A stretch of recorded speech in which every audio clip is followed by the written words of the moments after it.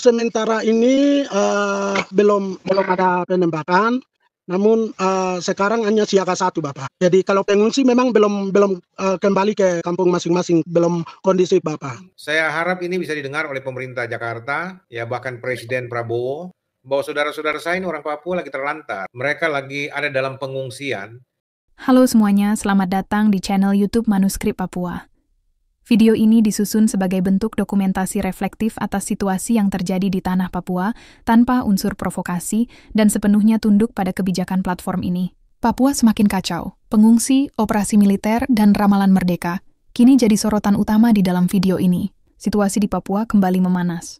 Gelombang pengungsian yang terjadi di sejumlah wilayah seperti Nduga, Intan Jaya, hingga Pegunungan Bintang bukan hanya menggambarkan dampak dari konflik bersenjata, tetapi juga mencerminkan krisis kemanusiaan yang makin parah. Dalam beberapa bulan terakhir, peningkatan intensitas operasi militer telah memicu ketakutan luas di kalangan masyarakat sipil. Anak-anak, perempuan, hingga lansia terpaksa meninggalkan kampung halaman demi keselamatan nyawa. Beredar narasi bahwa Papua seharusnya sudah merdeka pada bulan November ini. Wacana ini bukan sekadar bisikan di kalangan aktivis atau pegiat HAM, melainkan turut dibumbui oleh ramalan Soleman Ponto, seorang tokoh intelijen yang sebelumnya menyampaikan pernyataan kontroversial tentang masa depan Papua. Namun secara ilmiah, klaim tersebut tidak berdiri pada landasan hukum internasional yang kuat. Papua tetap merupakan bagian sah dari Negara Kesatuan Republik Indonesia berdasarkan hasil penentuan pendapat rakyat, PPRA, yang meskipun kontroversial telah diterima oleh PBB. Namun demikian, ketegangan yang terjadi saat ini bukan sekadar soal legalitas atau politik, melainkan tentang hilangnya ruang dialog, pendekatan kemanusiaan, dan kepercayaan terhadap negara. Dalam siarannya di podcast Paradoks Papua, Bishop Joshua Tewu mengingatkan dengan tegas, jika orang Papua berseru kepada Tuhannya, berlutut kepada Tuhannya, maka tidak ada kekuatan yang bisa membendung kemerdekaan bangsa Papua. Pernyataan ini bukan seruan perlawanan bersenjata, melainkan peringatan moral tentang kekuatan spiritual, keputusasaan masyarakat, dan potensi lahirnya momentum perubahan ketika keadilan tak lagi hadir melalui jalur negara. Jangan membuat terus menderita umat Tuhan di sana. Kalau sampai mereka sadar, bertobat, dan bersatu, berseru kepada nama Tuhan, waduh, sangat berbahaya bagi Indonesia. Papua pasti merdeka, pasti digenapi. Bersiaplah. 2 November 2025 adalah waktu yang sangat dinanti-nantikan. Kita tidak tahu apa yang akan terjadi. Papua pasti merdeka. Pertanyaannya, apakah Indonesia sedang kehilangan akal sehat? Jika pendekatan keamanan terus menjadi satu-satunya jawaban terhadap tuntutan hak hidup, martabat, dan identitas, maka pertanyaan tersebut patut diajukan. Dalam sejarah bangsa manapun, tak ada damai yang lahir dari senjata tanpa dialog, apalagi dari penindasan tanpa pengakuan. Maka sebelum kita berbicara tentang merdeka atau tidak, kita perlu bertanya, apakah negara sudah hadir dengan akal sehat, dengan hati nurani, dan dengan keberanian untuk mendengar jeritan rakyat Papua? Friends, don't forget to leave a positive comment. Warm greetings from Manuskrip Papua, a YouTube channel that shares stories from West Papua. Manuskrip Papua. Get ready for the countdown. 3, 2, 1. Saya sungguh sedih karena melihat Papua bukan bertambah baik, bertambah sejahtera, tenang, damai, tentram, tetapi sebaliknya. Apakah Papua saat ini hidup dalam keadaan damai, sejahtera, tenang, dan tentram? Sampai saat ini, di berbagai media sudah menjadi rahasia umum.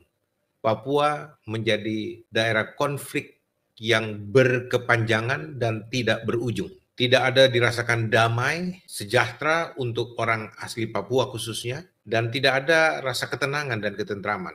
Buktinya, Operasi Damai Kartens, gabungan dari Polri dan TNI dalam menjaga keamanan Papua itu terus ditingkatkan. Dan begitu banyaknya demonstrasi yang bersifat protes terhadap pemerintah, dan kita lihat banyak makan korban. Kalau tidak ada perubahan kebijakan dari pemerintah Jakarta, maka nubuatan atau ramalan Bapak Soleman Ponto, itu ramalan politik pasti, ya, nubuatan politik, saya pakai istilah itu pasti akan terjadi. Oke, apa saja 4 ramalan Soleman Ponto tentang Papua pasti digenapi? Bersiaplah, November 2025 adalah waktu yang sangat dinanti-nantikan. Kita tidak tahu apa yang akan terjadi, tapi kalau 4 hal yang merupakan kebijakan pemerintah Jakarta tidak dirubah. 4 hal inilah justru yang menyebabkan Papua pasti merdeka. Apa saja 4 itu, saudara-saudara? 4 hal ini bikin Papua pasti merdeka. Apa saja itu? Yang pertama, saudara, tidak kunjung selesai apa yang dihasilkan oleh penelitian dari Lembaga Ilmu Pengetahuan Indonesia, LIPI. Ada 4 hal yang LIPI hasilkan. LIPI itu sekarang berubah jadi BRIN.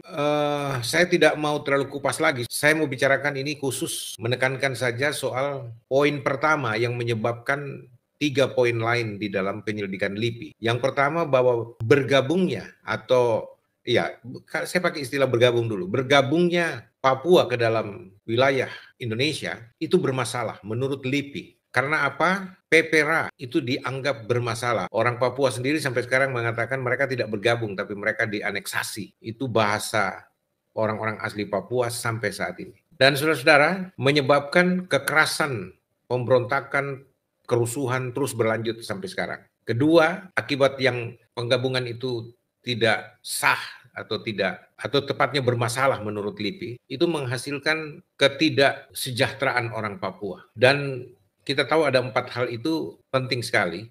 Jadi kita tahu empat hal yang menjadi hasil penelitian LIPI itu sampai sekarang tetap dituntut oleh orang Papua karena terjadi diskriminasi, marginalisasi orang asli Papua, dan pendiskreditan dan semua keluhan lainnya. Bagaimana sebenarnya untuk menanggapi poin pertama?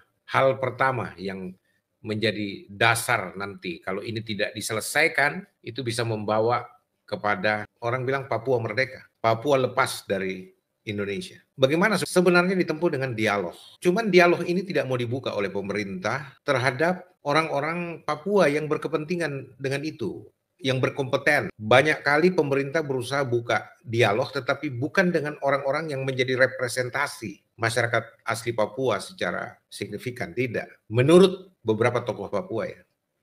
Karena orang-orang Papua sendiri ada yang dipakai oleh pemerintah Jakarta, ini tuduhan dari orang-orang asli Papua ya, khususnya OPM, dan itu beritanya sudah banyak dibahas di YouTube. Jadi menurut mereka bahwa pemerintah itu merekayasa dialog yang dibuka atau diselenggarakan. Kenapa rekayasa? Karena bukan orang-orang yang menjadi representasi orang asli Papua yang diajak bicara, diajak dialog oleh pemerintah. Tetapi orang-orang asli Papua, memang orang Papua juga, dan bahkan ada non-Papua, tidak berdarah Papua, yang memang lahir besar di Papua, tapi itu yang diajak bicara untuk mencari solusi damai Papua. Itu penyebab sehingga sampai sekarang penolakan, protes, dan unjuk rasa, dan segala macam terus berlangsung sampai sekarang. Yang juga terakhir, akhirnya sahabat saya Abraham Goram Gaman itu dipenjarakan di Sorong karena dia membuat satu gerakan untuk menunjukkan bahwa mereka adalah orang yang telah merdeka menurut perspektif mereka, khususnya dari NFRPB yang dipresideni oleh Forkorus Yaboy Sembut. Negara federal NFRPB itu Negara Federal Republik Papua Barat. Presidennya adalah Forkorus Yaboy Sembut. Menurut mereka secara yuridiksi, secara yuridis, hukum sudah merdeka. Ya, berdasarkan Rapat Rakyat Papua di Jayapura, di zaman Gus Dur, bahkan di zaman SBY setelah itu ya. Tapi kemudian dia dianggap makar karena melakukan upaya gerakan itu. Walaupun pengacaranya Pak Yan Warinusi sudah berbicara juga, itu tidak memenuhi kriteria bahwa seseorang seperti Abraham Goram Gaman dituduh dengan pasal makar. Tapi ini dampak buah dari tidak adanya dialog representatif. Banyak orang bertanya, kenapa pemerintah takut menyelenggarakan, membuka dialog dengan OPM misalkan? Buka saja dialog itu supaya mereka bisa curhat, mereka bisa menyampaikan apa yang menjadi unek-unek mereka. Dialog damai. Apapun nanti hasilnya di ujung, apakah mereka minta PPRA lagi atau referendum, nanti itu belakangan dipikirkan menurut analis politik atau pengamat politik Papua. Ya, tapi sampai sekarang pemerintah tetap bersikukuh dengan versinya. pemerintah Jakarta bahwa mereka sudah diajak dialog, berkali-kali dialog. Tetapi ya, saya pernah dengar beberapa pejabat mengatakan ya dasar orang Papua, keras kepala, nggak bisa diatur. Oke, itu yang pertama. Kalau kebijakan pemerintah tetap bersikukuh, tidak ada dialog lagi dengan OPM. Bahkan satu statement keras dari pemerintah sekarang, Pak Prabowo, kalau saya nggak salah dengar, saya pernah dengar beberapa bahasan kenegaraan bahwa tidak ada kompromi lagi dengan upaya OPM dengan keinginan untuk berdialog. Tidak ada lagi yang perlu didialogkan. Bahkan beberapa pengamat politik mengatakan bahwa urusan Papua sudah selesai, sudah final. Kalau memang begitu sikap pemerintah keras dan tegas tanpa kompromi, ya itu hak pemerintah Jakarta, hak pemerintah Indonesia. Tapi ada di balik hak itu juga hak rakyat Papua yang menuntut supaya tetap dilakukan dialog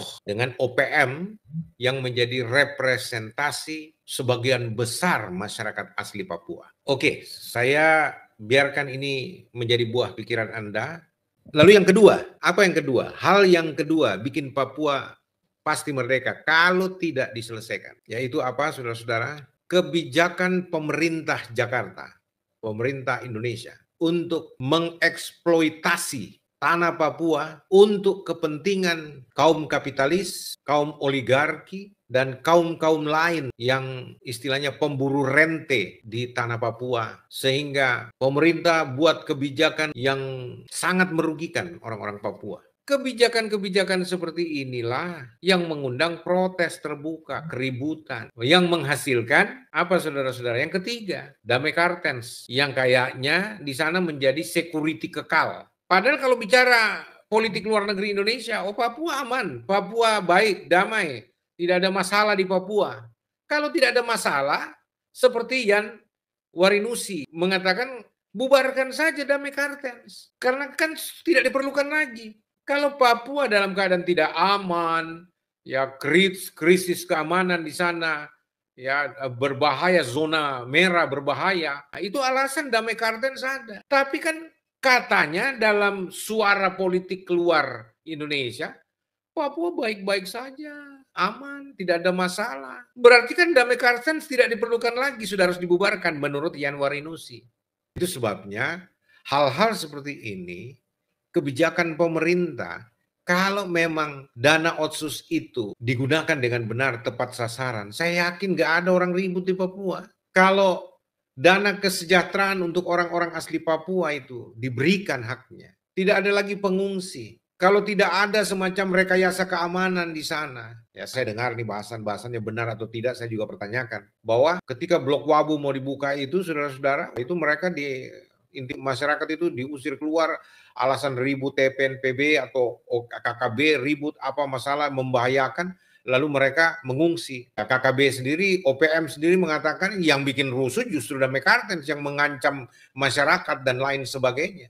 Itu sehingga mereka kemudian lari keluar dari tempat mereka sendiri. Dan sampai sekarang 10.000 lebih pengungsi orang asli Papua yang terlantar di tanah mereka sendiri. Nggak bisa pulang di kampung, tidak tahu pulang kemana lagi karena kampungnya sudah digarap, dibuka jadi kebun. Bayangkan saudara-saudara. Belum lagi kita berbicara sekarang eksploitasi Raja Ampat, save Raja Ampat. Jadi saudara-saudara, kebijakan-kebijakan pemerintah yang tidak berpihak kepada orang asli Papua, ini yang membuat Papua bisa merdeka. Seperti yang Pak Soleman Ponto katakan, jangan lepas Papua, tapi dengan apa yang kita buat, bagaimana kita bersikap terhadap orang Papua. Bagaimana kita perlakukan orang Papua, kebijakan pemerintah Jakarta terhadap orang Papua, itu membuat Papua lepas dari Indonesia. Itu Pak Soleman Ponto punya buku sampai sekarang ada begitu. Jadi saudara yang terkasih, hal ini perlu kita pikirkan baik-baik. Jangan anggap enteng saudara-saudara. Untuk yang ketiga soal damai kartens, itu perlu dikaji ulang menurut Yan Warinusi. Dievaluasi lagi keberadaannya di sana. Karena apa? Tindakan taktis di lapangan oleh damai kartens, alasan keamanan, dan seterusnya, menurut laporan, tidak ada satupun pelaku kejahatan terhadap orang Papua.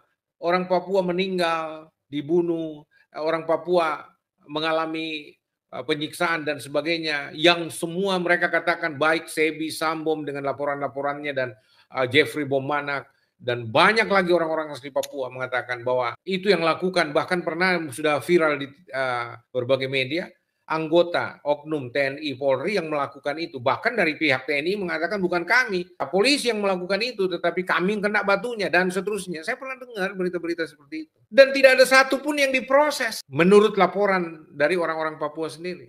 Saya nggak tahu benar apa tidak, tetapi tidak ada kasus kriminal kejahatan terhadap orang asli Papua di mana mengakibatkan kematian orang Papua berpuluh tahun. Tidak ada satupun yang diproses. Bahkan orang-orang yang boleh dikata tangannya dikotori dengan darah orang-orang asli Papua, itu bisa naik pangkat jadi jenderal, pangkat-pangkat hebat. Setelah ditempatkan di Papua, mereka pulang sudah naik pangkat, jabatannya hebat dan sebagainya. Tapi orang Papua tetap menjadi objek penderitaan. Jadi kebijakan pemerintah soal keamanan Papua mestinya jujur. Kalau tidak jujur dan bersifat rekayasa dan mengorbankan kemanusiaan orang Papua, inilah cikal bakal yang bisa membuat Papua lepas dari Indonesia alias merdeka. Dan yang keempat, yang terakhir, sebelum saya terima teman-teman bicara. Yang keempat, saudara-saudara, ini persoalan politisasi agama dan etnis di Papua. Gereja-gereja juga mandul, gereja-gereja tidak lagi punya suara kenabian, gereja-gereja bahkan juga, ya mungkin tidak semua ya, gereja-gereja bahkan tokoh-tokoh gereja pun di sana sudah menjadi komoditas politik, dipolitisasi, dan juga masuknya banyak suku-suku lain dari luar Papua, itu juga menambah komoditas politik untuk membenturkan suku-suku ini dengan orang-orang asli Papua. Sangat sedih, sangat menyedihkan. Jadi yang keempat ini, hal yang keempat yang bisa bikin Papua merdeka, yaitu benturan politisasi yang membenturkan etnis non-Papua dengan orang-orang asli Papua, dan juga agama. Ya, agama-agama di Papua juga mulai diakomodir untuk menjadi komoditas politik. Tokoh-tokoh gereja, tokoh-tokoh agama non-Kristen, dan seterusnya. Bahkan saudara-saudara yang kekasih, gerakan-gerakan memurtadkan orang Kristen dari Yesus itu secara terstruktur, sistematik, dan masif dilakukan oleh pendatang-pendatang ke Papua. Jadi saudara-saudara, kalau empat hal ini tidak diperhatikan dengan baik, tidak diurus dengan baik, kalau Papua tetap menjadi lahan untuk memperkaya diri para politisi Jakarta, para elit-elit bangsa, dan para para pemain dari luar negeri lah, kalau kita bicara mitra dari orang-orang yang mau mengeruk kekayaan Papua. Ya buktinya izin usaha pertambangan begitu gampang, dan kemarin ya kalau tidak diviralkan habis Raja Ampat. Tapi kemudian ada saja tokoh-tokoh Papua yang dipakai untuk menetralisir bahasa, oh Raja Ampat tidak rusak kok, ini dan sebagainya. Politik itu mestinya menjadi seni menata kota, menata negara, menata desa, menata kampung, menata sistem pemerintahan supaya menghasilkan pemerintahan terbaik untuk kesejahteraan, keadilan rakyat dari negara itu. Tapi politik di Indonesia agak beda ini. Politik di Indonesia menjadi alat kepentingan orang-orang supaya dapat kekuasaan, dan dengan kekuasaannya dia bisa menghalalkan segala cara atas nama negara untuk kepentingan pribadi dan kelompoknya dan partainya. Oh, saya nggak tahu pendapat Anda bagaimana. Tapi yang saya lihat seperti itu sih. Tuhan Yesus, pemilik orang Papua, sudah cukup panjang sabar terhadap kebijakan pemerintah Jakarta. Jangan membuat terus menderita umat Tuhan di sana. Kalau sampai mereka sadar, bertobat, dan bersatu, berseru kepada nama Tuhan, waduh, sangat berbahaya bagi Indonesia. Sampai di sini saudara-saudara, saya coba mengungkapkan ini, saya coba buka ruang dialog bagi saudara. Sudah ada dari tadi Biogame Wokerkwe. Silakan, saya persilakan masuk. Selamat malam Bapak Bishop. Selamat malam. Buka kamera dulu, Bung. Biar cuma sebentar. Kalau agak berat kah? Bapak, siap Bapak, ini signal benar. Ini di Puncak Jaya. Bukan di puncak. Ini di Onaik. Ini camp Onaik pengungsi. Oh, kok kalian pengungsi di Onai? Iya, siap Bapak. Aduh. Jadi kebetulan Bapak langsung live dan saya langsung masuk Bapak. Minta maaf Bapak. Sorry saya agak lama kasih kesempatan kamu naik, Biogame, karena saya mesti selesaikan dulu 4 poin ini supaya bisa diterima oleh semua orang untuk dipikirkan, direnungkan, supaya juga bisa menjadi suara bagi pemerintah, supaya mereka bisa buat perubahan kebijakan. Contohnya ini kamu yang naik sekarang ini. Bayangkan saja ya, Biogame kalau masih ada berapa orang sekarang yang statusnya masih pengungsi di puncak, Biogame? Oh Bapak, lebih khususnya di puncak tidak baik-baik keadaan sementara ini. Beberapa distrik itu pengungsi masuk ke ibu kota di kota Kabupaten Puncak. Kalau beberapa distrik itu memang naik rumah, semua harta benda semua ditinggalkan dan masyarakat beberapa orang yang sudah korban sementara ini masih terganggu Bapak. Hmm. Jadi Sudah berapa lama itu, saya Bio? ya Sudah berapa lama itu, saudaraku? Biogame. Kita punya orang-orang, saudara-saudara kita, orang Papua yang mengungsi dan kau di sana itu seberapa lama, Kak? sudah sekarang sudah satu dua bulan lebih ini Bapak, masih belum nyaman, masih Enggak, pengungsi, maksudnya masih kalian keluar dari kampung, dari tempat itu jadi pengungsi di luar kampung kalian. Kenapa? Alasannya apa? ya itu TNI Polri masuk terus baku tembak dengan TPNOPM, akhirnya masyarakat sipil trauma lalu masyarakat semua masuk ke pengungsi ke ibu kota begitu Bapak. Oh, jadi karena konflik antara TNI Polri, Damai Kartens dengan TPNPB OPM, gitu. Iya, siap Bapak. Dan itu di kampung kalian dilakukan seperti itu. Iya. Jadi itu membuat semua orang kampung keluar lari karena ketakutan ya. Iya Bapak. Sampai sekarang masih ada konflik itu menurut yang kalian tahu? Sementara ini belum ada penembakan, namun sekarang hanya siaga 1 Bapak. Jadi kalau pengungsi memang belum kembali ke kampung masing-masing, belum kondisif Bapak.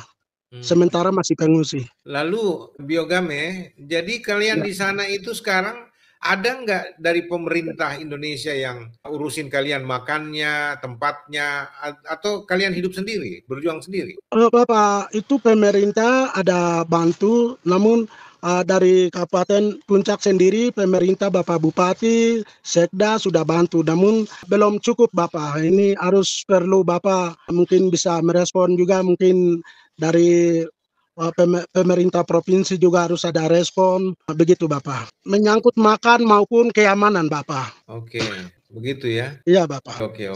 Apa yang kamu mau minta supaya disuarakan di sini? Suarakan saja. Iya Bapak, ini penting sekali. Jadi Bapak kalau bisa suarakan dari Bapak bisa suarakan sambung lidah dari puncak, karena ini kami dari lapangan langsung pengungsi karena keamanan di sini, terus untuk menyangkut ekonomi juga. Jadi tolong Bapak mohon untuk pantau atau bisa sambung menyuarakan begitu Bapak. Baik. Biogame Wakerkua. Ya, Saudara siap, saya Bapak. orang Papua ini, saya harap ini bisa didengar oleh pemerintah Jakarta, ya bahkan Presiden Prabowo atau orangnya Pak Presiden untuk sampaikan ke Presiden Prabowo bahwa saudara-saudara saya ini orang Papua lagi terlantar. Mereka lagi ada dalam pengungsian, mereka dalam situasi dan kondisi yang sangat mengkhawatirkan.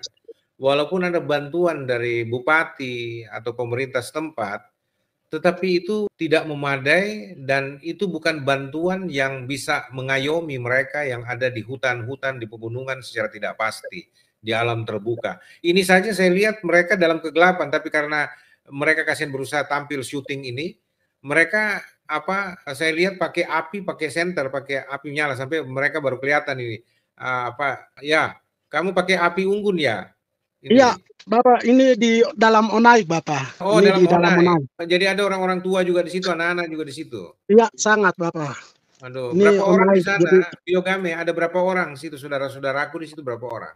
ini sekitar 30 lebih, laki-laki, ibu, anak-anak, semua. Anak-anak tuh ya.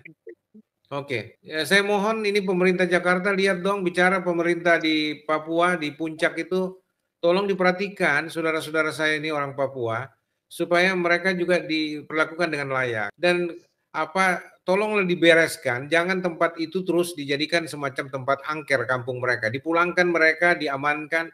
Saya yakin ini kalau ada orang-orang OPM dengar, Sebi Sambom atau Jeffrey Bomanak atau yang lain-lainnya, minta tolong dong, supaya teman-teman kita yang OPM yang berjuang di hutan itu, rakyat kita ini supaya jangan terganggu, jangan jadikan kampung mereka area konflik. Supaya juga Damai Kartens, saya minta bapak-bapak polisi dan tentara yang berjuang dengan Damai Kartens menjaga keamanan, ya lindungi mereka supaya mereka juga merasa aman. Tapi jangan sebaliknya, justru dengan keberadaan kalian mereka merasa terteror. Jadi saya berharap seperti itu. Minta tolong semua aparatur keamanan di Papua bersikaplah benar kepada teman-teman ini. Oke, saya terima yang lain dulu ya, Biogame ya. Terima Hanyel kasih, Channel, Bapak. selamat malam.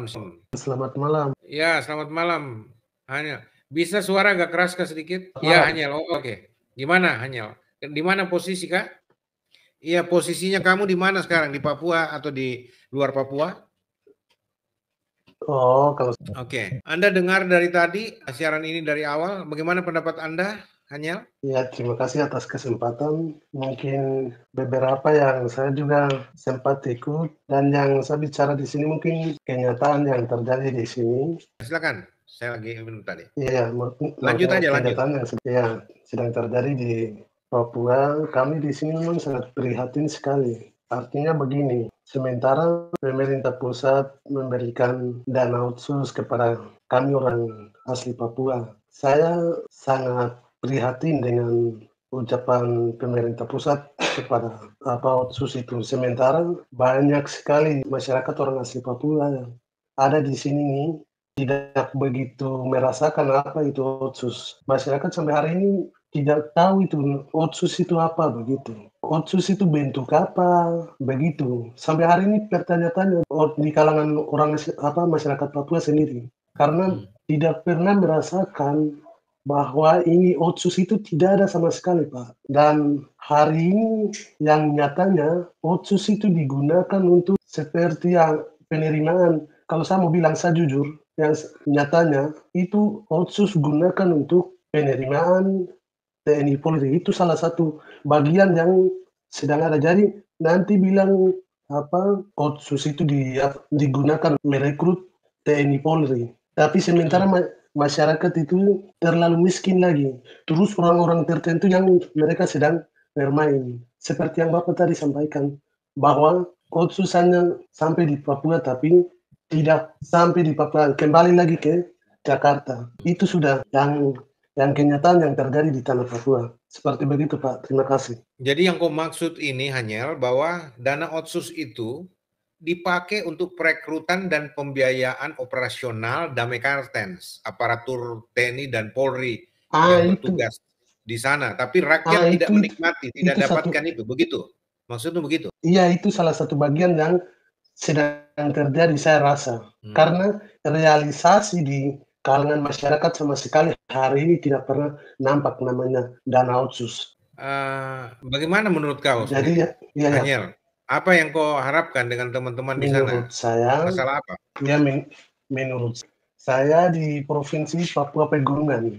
Dan saya merasa bahwa di Provinsi Papua Pegunungan ini lagi salah satu provinsi otonom baru yang miskin di Indonesia. Itu salah satu bagian yang saya sendiri merasakan, dan seharusnya Jakarta tidak perlu mengeluarkan banyak-banyak provinsi itu sebenarnya, tapi karena kepentingan pusat sampai dengan sekarang sudah masuk di Provinsi Papua Pegunungan adalah salah satu provinsi termiskin di Papua. Gitu ya. Oke. Apa yang kamu harapkan, Hanyel, supaya pemerintah bisa lakukan apa buat kalian? Harapan saya lebih baik lagi ya, bebaskan kita saja daripada kita hanya sibuk bicara begini begitu. Ya, pemerintah pusat taklukkan kita KKB, teroris dan lain sebagainya.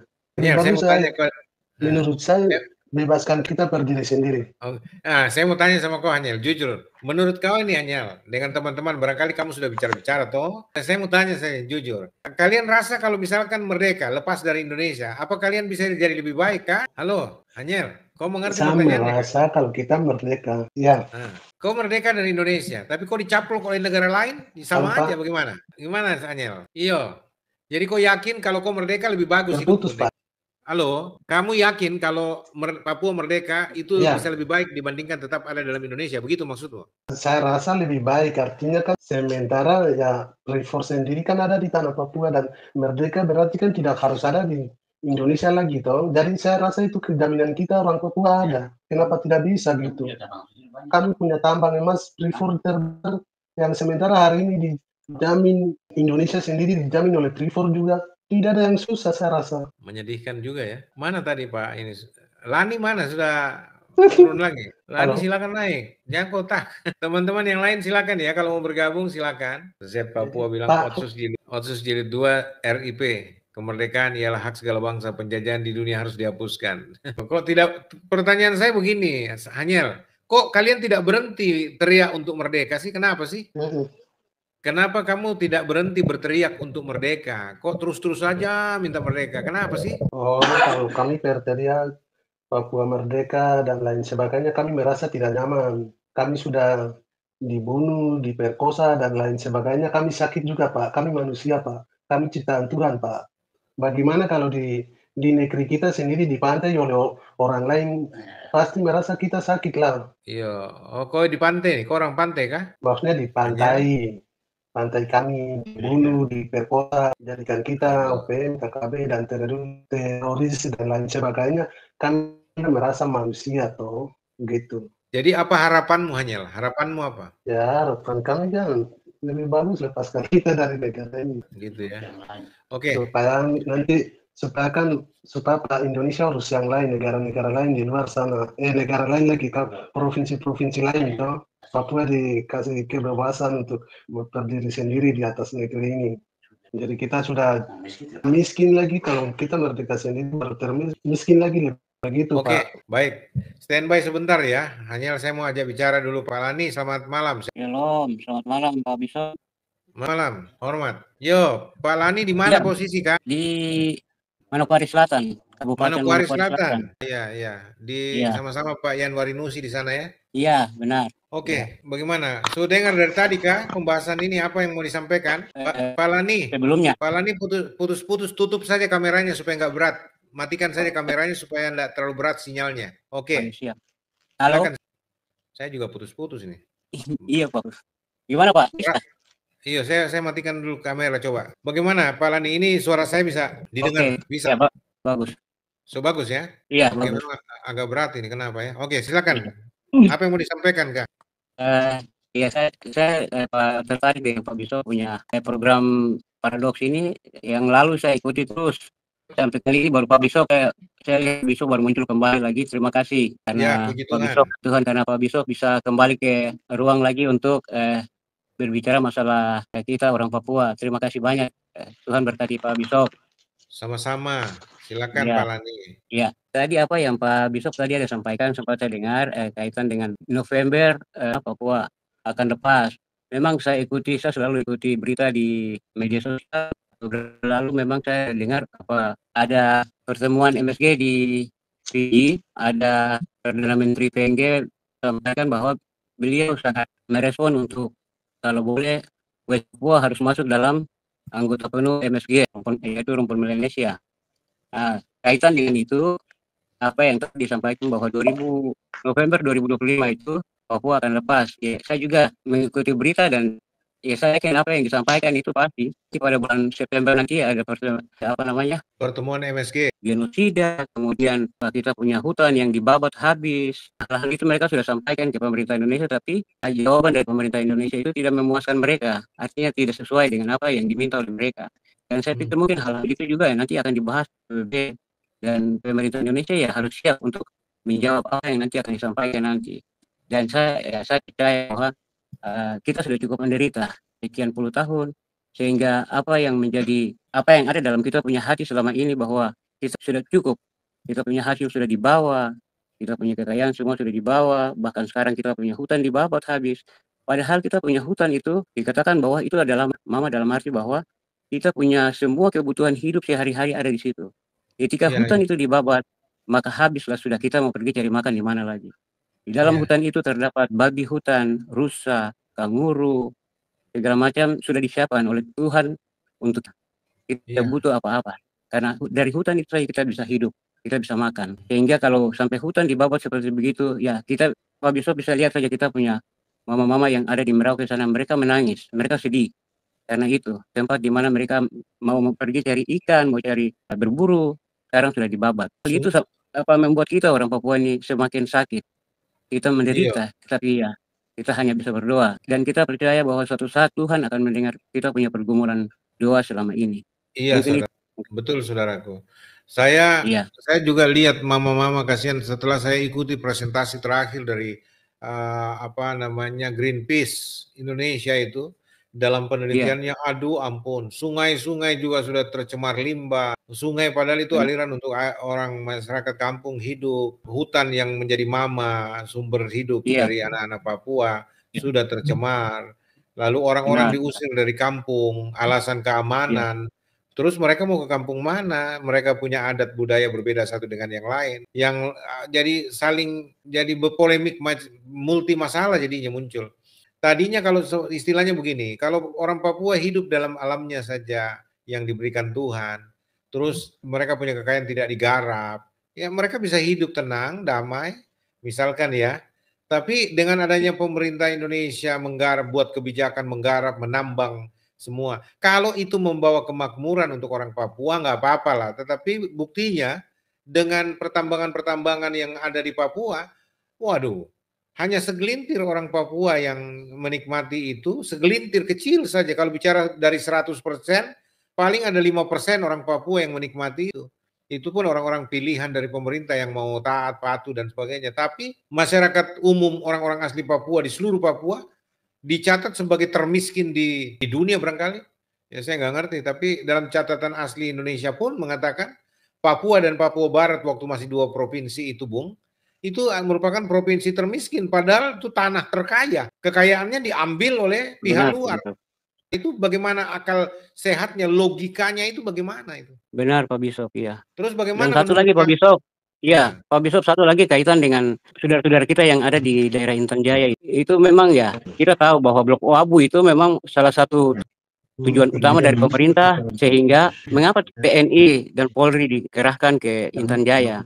Ada apa? Kenapa masyarakat itu harus diusir? Istilahnya mereka ketika sudah ada di kampung mereka, tapi ketika TNI dan Polri datang, mereka langsung mengungsi karena ya itu, mereka harus dikeluarkan dari kampung itu sehingga maksud dan tujuan dari pemerintah itu bisa tercapai, dalam arti bahwa Blok Wabu itu bisa dibuka. Ketika masyarakat di pemilik kalkulasi itu sudah tidak ada di daerahnya mereka, di situ mereka bisa buka tambang emas itu. Terus kemudian kenapa sampai KKB itu mereka selalu ganggu terus? Karena mereka tidak mau untuk tambang emas itu dibuka, sehingga mereka kenapa harus ganggu? Ya. Seperti begitu, Pak Bisop.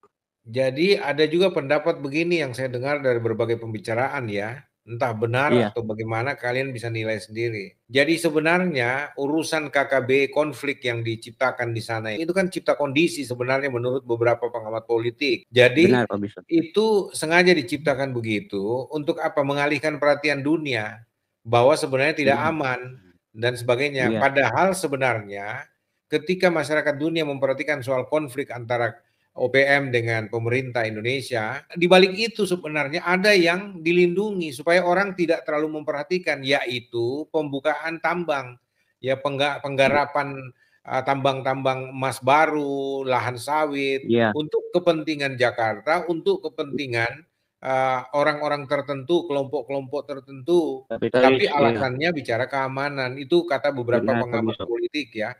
Sehingga Benar. ini yang menyakiti hati orang Papua karena itu rekayasa. Sesuatu Iya. yang direkayasa, dimanipulasi, tapi untuk kepentingan orang tertentu, kelompok tertentu. Seandainya saja orang Papua, saya yakin orang baik, mau menyerahkan tanahnya, asal itu digarap, misalkan tambang dibuka di daerah-daerah tertentu, tapi orang-orang Papua disejahterakan, diurus dulu tempatnya baik-baik, honainya diurus, dirapiin, tempat komunitas mereka, habitat mereka diberikan yang baik, lalu kemudian pemerintah menggarap tambang misalkan dengan penduduk setempat ya, lalu kemudian hasilnya dibagi, diutamakan untuk kesejahteraan orang asli Papua. Saya yakin tidak ada masalah ya, tapi kan sudah berpuluh tahun tambang itu digarap, lalu orang Papua nggak mendapatkan hasilnya, justru penderitaan lah akibat penambangan itu. Betulkah Benar, Pak seperti Bisop. itu menurut Anda? Benar, Pak Bisop. Benar sekali, Pak Bisop. Iya, kita tidak dapat apa-apa dari hasil yang selama ini mereka garap di Papua sini. Hal itu yang mengakibatkan istilahnya tidak suka sekali. Sudah rasa bahwa tambang emas kita punya kekayaan alam ini digarap habis untuk orang Jakarta. Sedangkan kita ini yang punya hak ulayat, yang punya wilayah di sini kita tidak mendapatkan apa-apa. Betul. Nah, saya mau tanya Ya, sama Lani, saya boleh tanya ya, kamu jujur ya.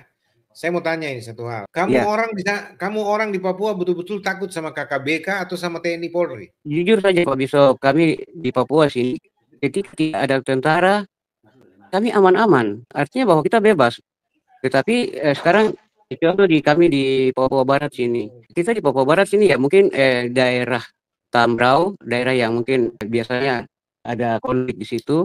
Tetapi kalau kita di Papua Barat khususnya di Manokwari Selatan, kita ini kan daerah aman, tidak ada mau bilang KKB tidak ada, tapi kenapa di distrik-distrik itu kok ada pos-pos tentara sehingga ketika kita mau lewat apa itu harus berhenti, harus lapor. Itu hal-hal itu juga kan mengganggu kita punya aktivitas. Misalnya ada yang mau keluar berburu tapi di depan mata-mata jalan itu ada pos-pos tentara.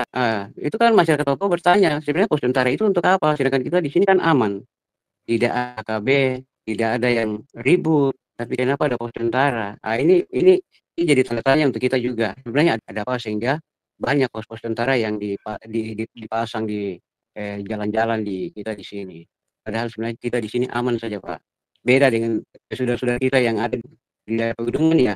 Saya paham karena saya pernah juga ditugas di Lani Jaya sehingga ya apa seperti Intan Jaya tadi saya sampaikan bahwa ya KTB itu mereka tahu di situ ada emas dan mereka tidak mau cukup Freeport yang jadi apa yang jadi contoh. Jangan sampai kita punya hasil yang lain juga digarap karena daripada itu kan kita tidak di hal ini dasarnya marah gitu. Mungkin begitu Pak Bisop. Gitu ya. Iya. Oke. Apa harapanmu Lani dengan teman-teman supaya paling tidak mendatangkan kesejahteraan buat saudara-saudara kita orang Papua? Ya harapan saya pemerintah Indonesia harus terbuka dulu untuk istilahnya apa yang sudah direkomendasikan oleh LIPI, coba hal itu dilaksanakan dulu. Karena ada masalah seperti yang sering sudah dibahas oleh Pak Bisop bahwa ada beberapa akar masalah yang terjadi di Papua ini. Sebenarnya kalau hal itu bisa diselesaikan, saya pikir mungkin tidak ada masalah. Kita orang Papua ini kita ini sejak lahir itu bahkan mungkin dalam kandungan kita ini punya hati untuk merdeka itu sudah ada. Jadi sampai kapanpun di dalam hati nurani semua orang di Papua itu Jadi ketika pemerintah Indonesia mau duduk bersama-sama untuk menyelesaikan masalah di Papua ini harus dialog dulu, selesaikan dulu. PPRA itu seperti apa? Kenapa sampai PPRA ini jadi permasalahan sampai dengan hari ini? Apakah memang betul itu cacat hukum secara ini atau tidak? Kalau memang cacat, di mana cacatnya? Mari kita duduk sama-sama bicara seperti itu. Supaya masalah ini bisa selesai. Tapi kalau tidak sampai kapanpun masalah di Papua tidak akan pernah berhenti. Begitu Pak Bisop. Jadi mungkin harapan saya seperti itu. Terima kasih Pak Bisop. Oke, luar biasa. Saya jujur asal selalu buka Paradoks Papua terus dengar laporan, belum lagi nih saya dapat banyak di mana terjadi apa pembunuhan lagi, orang mati lagi, saudara-saudara saya orang Papua disiksa lagi, apa segala macam. Ya, di satu pihak juga laporan dari OPM bilang berapa orang TNI mereka sudah bantai apa segala macam. Jadi sedih juga karena bagaimanapun mau dia TNI Polri juga manusia, orang asli Papua juga manusia. Gimana ya? Dan seolah-olah ini tidak berkesudahan. Masa nggak bisa diatasi sih? Saya yakin bisa lah kalau istilahnya mau diurus Papua ini dengan benar. Saya yakin ada solusinya, ada jalan tengahnya, jalan damainya, jalan bagusnya. Saya yakin itu. Ya. Benar Pak Bisop. Ya. Kadang-kala saya berpikir, orang tanya, kalau Pak Yosua, ini pernah ada yang bertanya sama saya nih, Lani, dengan Hanyel ya, saya cuma mau sharing saja sedikit ini. Ada yang bertanya, Pak Yosua kalau punya jabatan, taruhlah tidak usah jadi presiden, tetapi misalkan yang punya urusan berkepentingan, misalkan kayak menteri dalam negeri, bagaimana Anda urus Papua? Saya bilang kalau saya jadi menteri dalam negeri dan diberikan kuasa penuh untuk menangani Papua dengan versi saya, Papua beres, Papua selesai. Saya tahu caranya menyelesaikan Papua. Ya, tanpa konflik, tidak perlu ada damai kartens, tidak perlu ada apa di sana. Dan saya yakin saya bisa panggil gubernur-gubernur ini untuk bicara, untuk memberikan arahan yang benar, dan pasti akan menghasilkan kesejahteraan bagi orang Papua. Dan kalau Papua sejahtera, Indonesia sejahtera. Saya yakin benar, itu. Tapi kalau ditangani dengan cara yang seperti sekarang ini, waduh, saya yakin nubuatan atau ramalannya Pak Soleman Ponto tentang Papua Iya, itu bisa terjadi, Bung. Bahkan November Benar. 2025 ini, ya setelah September nanti MSG bersidang, lalu bermuara ke PBB, dan itu bisa PBB. jadi terwujud nyata itu. Ya, apalagi Benar, saya Pak. dengar dari kawan-kawan yang di luar itu, mereka sudah mendapatkan negara yang bersiap sedia menjadi sponsor nanti pada persidangan Sponsor. November Benar. 2000. Nah, jadi kalau Papua sudah ada sponsornya, nah kemerdekaan sudah bisa diwujudkan. Kalau Benar, sampai Pak. Papua merdeka, waduh, Indonesia kacau. Iya, betul, karena di dalam Indonesia ini sekarang juga sedang bergolak ini. Benar, Pak Bisop. Ya. Raja-raja adat Nusantara yang dulu ditawarkan komitmen bersatu untuk kebaikan bersama, tapi sekarang mereka merasa dirugikan selama ini, nggak diperhatikan. Padahal itu mereka punya tanah Nusantara ini. Ya, tapi Benar, Pak kemudian Bisop. pemerintahan Indonesia ini memperlakukan mereka seperti tidak pernah ada, tidak dihargai, dan banyak mengalami korban dan sebagainya. Sekarang gerakan Benar. bersatunya raja-raja adat di seluruh Nusantara ini itu sewaktu-waktu bisa jadi bom yang meledak dan mengacaukan seluruh daerah di Sulawesi di Indonesia. Iya, iya. Iya. Kalau Papua Untuk merdeka, kemarin, Pak Bisop, Oi, untung kemarin Presiden putuskan untuk 2 pulau yang jadi konflik di Aceh sama Sumatera itu. Kalau tidak berarti Aceh sudah meledak duluan itu, Pak. itulah. Jadi itu kan Nah, semua sebenarnya kalau Papua merdeka, Aceh bergolak, Maluku apalagi nih, Maluku sudah di luar juga. Saya lihat di Belanda, saya benar. perhatikan semua, waduh, Iya, mereka sudah lengkap semua, tinggal satu waktu, tinggal masuk dan mendeklarasikan diri.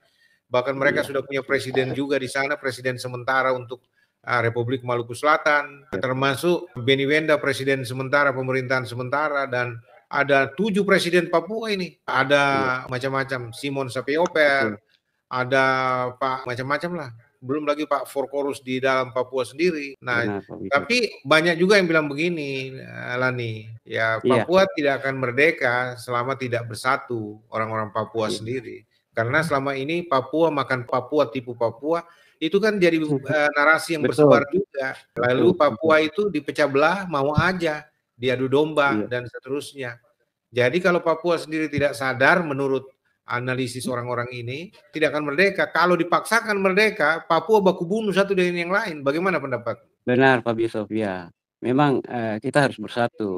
Hal ini juga kan apa yang membuat masyarakat Papua ini kan juga akan bingung.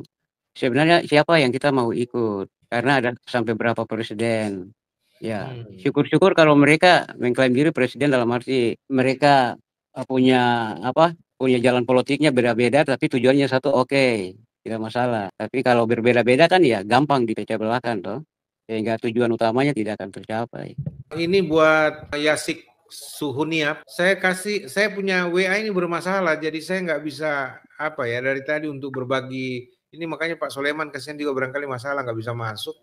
Tapi saya sudah kasih linknya ya. Langsung saja klik linknya yang saya kasih sebentar ini ya, supaya kamu bisa langsung masuk. Yahik Suhuniap, silakan saja kalau mau masuk bergabung ya. Saya tampilkan lagi sekali sebentar. Oke, Pak Bisop, saya turun ya, Oke, biar bos. tidak mengganggu.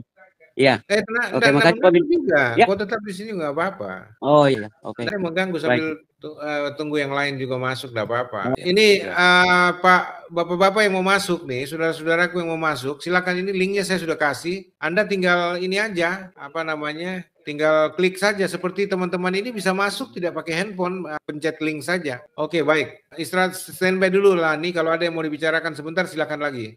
Ya, saya mau bertanya. Hanyel. Ya, Hanyel, bagaimana keadaan kalian sekarang di sana, Hanyel? Puji Tuhan, keadaan kami di sini baik-baik, dan saya masih bicarakan tentang, jadi yang pasti hari ini orang Papua di mana dicablokan mungkin KKB dan teroris lain sebagainya, bukan karena benci dan lain sebagainya, hanya karena Otsus ini juga salah satu pengaruh terhadap orang asli Papua. Dan saya di sini mungkin sampaikan beberapa kata. Jadi seperti begini, Pak, orang Papua 9% itu dalam hati mereka itu merdeka, tidak ada yang lain. Itu kata hati masyarakat Papua dari seluruh Papua. Dan 5% saja yang mungkin non Papua. Jadi tentang dana Otsus itu dikasih full ke Papua, tidak melalui APBD provinsi. Namun APBD provinsi maupun kabupaten kota itu kenyataan. Sistem seperti negara tentang PNG, tetangga PNG itu negara yang kasih makan apa? Kasih makan langsung kepada rakyat PNG itu kenyataan. Dan itu 21 tahun, Otsus ini kan sudah gagal. Lebih lagi Otsus terhadap baru 2 tahun lebih ini. Lebih hancur di beberapa provinsi di Papua ini. Saya jujur sampaikan hal ini, lebih hancur.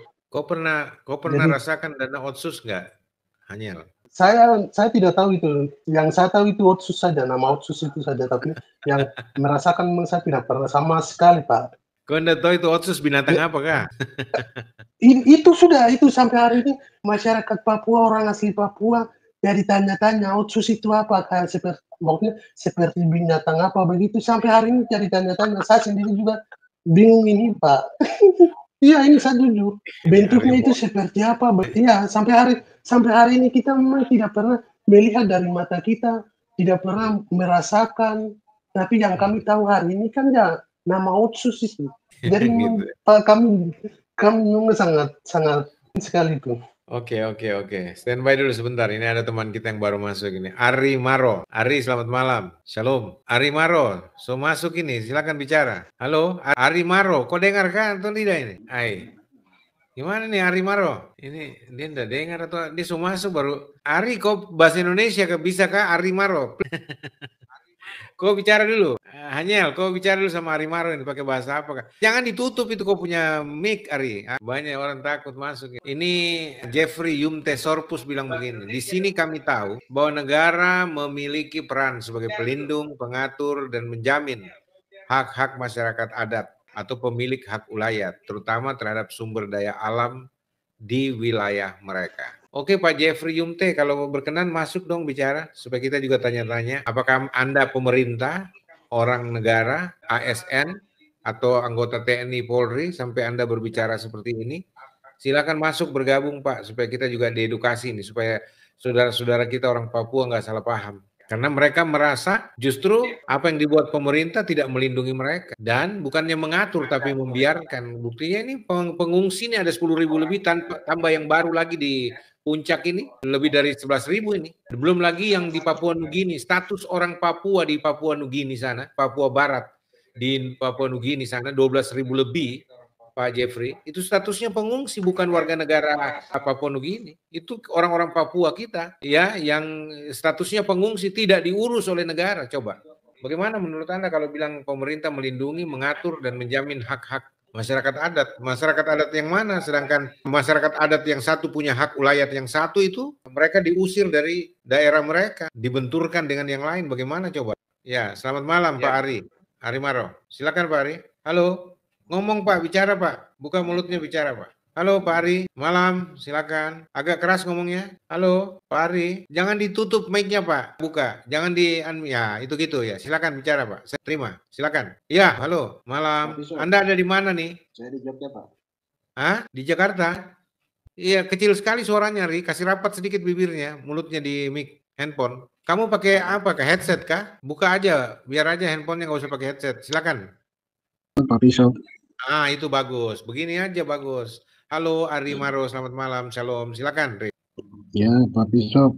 Selamat malam. Malam. Kali ini saya tidak berkomentar, Pak, untuk masalah topik sesuai dengan hari ini, Pak. Hanya suka mendengar. Oh, terima kasih Ari. Nah, boleh saya bertanya nggak Ari?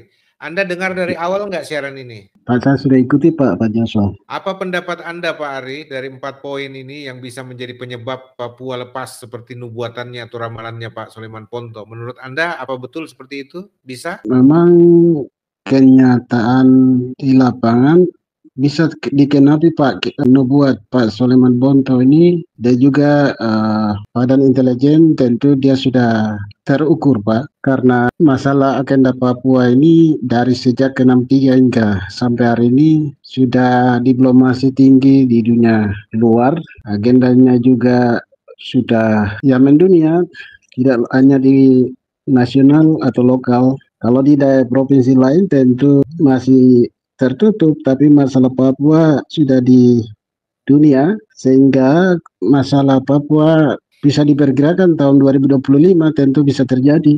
Karena begini Pak Bishop, masalah Papua ini bukan masalah sepele Pak.